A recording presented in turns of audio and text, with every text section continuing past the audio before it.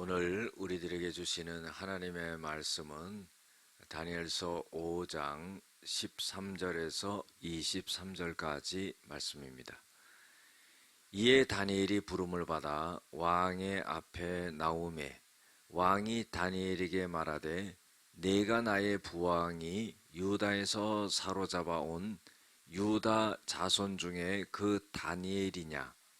내가 너에게 대하여 들은즉 내 안에는 신들의 영이 있으므로 내가 명철과 총명과 비상한 지혜가 있다 하도다. 지금 여러 지혜자와 술객을 내 앞에 불러다가 그들에게 이 글을 읽고 그 해석을 내게 알게 하라 하였으나 그들이 다 그 해석을 내게 보이지 못하였느니라. 내가 내게 대하여 들은즉 너는 해석을 잘하고 의문을 푼다 하도다.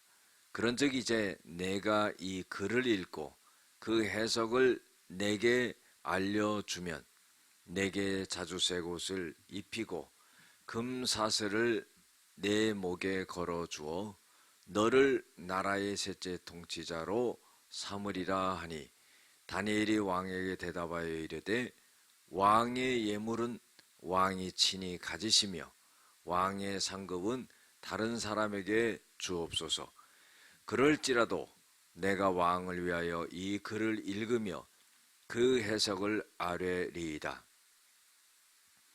왕이여 지극히 높으신 하나님이 왕에 붙인 느부갓네살에게 나라와 큰 권세와 영광과 위엄을 주셨고 그에게 큰 권세를 주셨으므로 백성과 나라들과 언어가 다른 모든 사람들이 그의 앞에서 떨며 두려워하였으며 그는 임의로 죽이며 임의로 살리며 임의로 높이며 임의로 낮추었더니 그가 마음이 높아지며 뜻이 완악하여 교만을 행함으로 그의 왕위가 패한 바 되며 그의 영광을 빼앗기고 사람 중에서 쫓겨나서 그의 마음이 들짐승의 마음과 같았고 또 들나귀와 함께 살며 또 소처럼 풀을 먹으며 그의 몸이 하늘 이슬에 젖었으며 지극히 높으신 하나님이 사람 나라를 다스리시며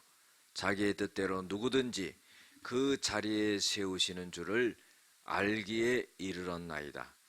벨사살이여 왕은 그의 아들이 되어서 이것을 다 알고도 아직도 마음을 낮추지 아니하고 도리어 자신을 하늘의 주제보다 높이며 그의 성전 그릇을 왕 앞으로 가져다가 왕과 귀족들과 왕후들과 후궁들이 다 그것으로 술을 마시고 왕이 또 보지도 듣지도 알지도 못하는 금, 은, 구리, 쇠와 나무, 돌로 만든 신상들을 찬양하고 도리어 왕의 호흡을 주장하시고 왕의 모든 길을 작정하시는 하나님께는 영광을 돌리지 아니한지라. 아멘. 오늘은 교만한 자를 책망하시고 낮추십니다 라는 제목을 갖고 함께 은혜를 나누고자 합니다. 바벨론의 느부갓네살 왕의 뒤를 이어서 그 아들 벨사살 왕이 왕위에 오르게 됩니다. 그런데 이 벨사살 왕이요 큰 실수를 범하죠. 그것은 뭐냐면은 큰 연회를 베풀고 그리고 예루살렘 성전에서 하나님의 성전에서 탈취해 온 금, 은 그릇을 가지고 거기다 술을 따라 먹는 그런 일을 벌이게 됩니다. 그때에 벽면에 손가락들이 나타나서 글씨를 쓰게 되는데 그거를 왕과 모든 사람들이 보고는 굉장히 두려움에 떱니다. 그리고 그 해석을, 글자의 해석을 아무도 할 수가 없었습니다. 그때 왕비가 부왕 때에 참으로 하나님의 신에 감동이 되어 가지고 꿈도 해석하고 또 여러 가지를 잘 예견하는 그런 사람이 있는데, 그 사람이 바로 다니엘이라고 하는 사람입니다. 왕이시여 다니엘을 불러다가 그 글씨가 무슨 뜻인지를 물어보면은 해석할 겁니다. 그래서 이 다니엘이 왕 앞에 불려가게 됩니다. 그리고는 왕이 그렇게 말을 하죠.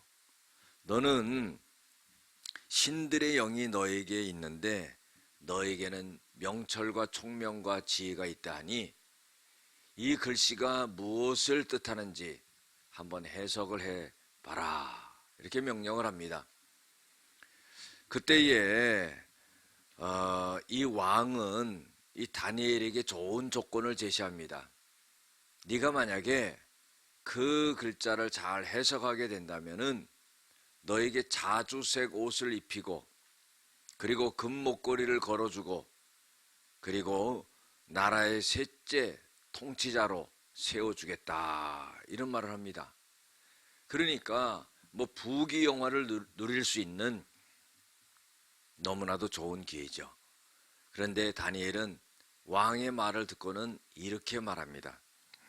왕의 예물은 왕이 친히 가지시며 왕의 상급을 다른 사람들에게 주옵소서. 그럴지라도 내가 왕을 위하여 이 글을 읽으며 그 해석을 아뢰리이다.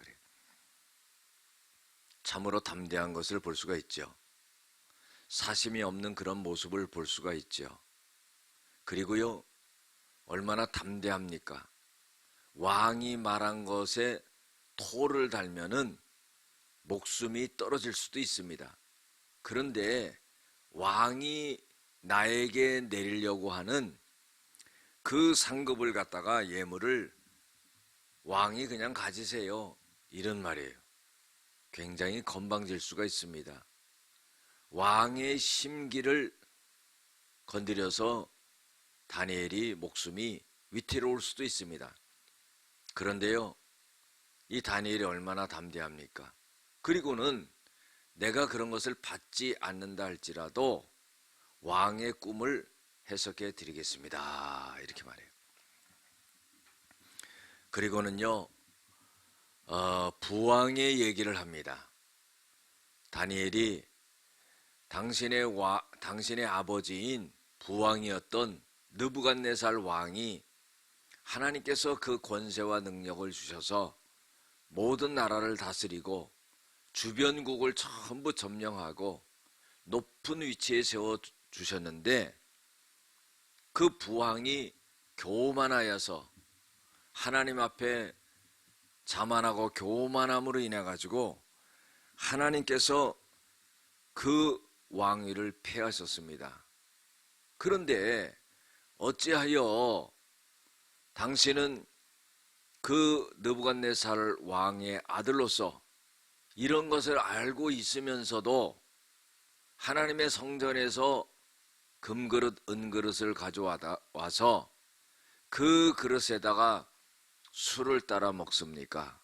하면서 꾸짖는 것을 볼 수가 있습니다. 그리고 그 술을 먹을 뿐만 아니라 어찌하여서 우상에게 찬양하고 영광을 돌립니까? 왕의 호흡을 주장하시고 왕의 모든 길을 작정하시는 하나님께 왜 영광을 돌리지 않습니까? 이렇게 말하는 거예요. 그러니까 그 글자를 갖다 해석하기 전에 왜 이러한 일이 일어났는지를 이 다니엘이 벨사살 왕에게 그렇게 직고했다는 겁니다. 오늘 말씀 속에서 우리들에게 주시는 교훈은 첫 번째로 하나님의 사람은 세상의 권력과 권세에 굴하지 아니하고 하나님의 일에 대한 대가를 또한 바라지 말아야 된다는 거예요. 하나님의 사람은요, 하나님만 의지하고 하나님만 바라보고 강하고 담대함이 있어야 됩니다. 그리고요, 세상적으로 사사로운 것을 바라면서 하나님의 말씀을 전하고 예언을 하고 이래서는 안 된다, 그런 말씀입니다. 두 번째로요, 하나님의 사람은 비굴하지 않는 겸손함과 교만하지 아니하는 당당함이 있어야 됩니다. 우리가요, 겸손이라고 할 때요, 그 겸손은 비굴하지 말아야 돼요. 진정 마음속에서 하나님이 주시는 그 낮아지심을 갖고 겸손함이 나타나야지, 비굴한 모습 속에서 겸손을 나타내서는 안 된다는 겁니다.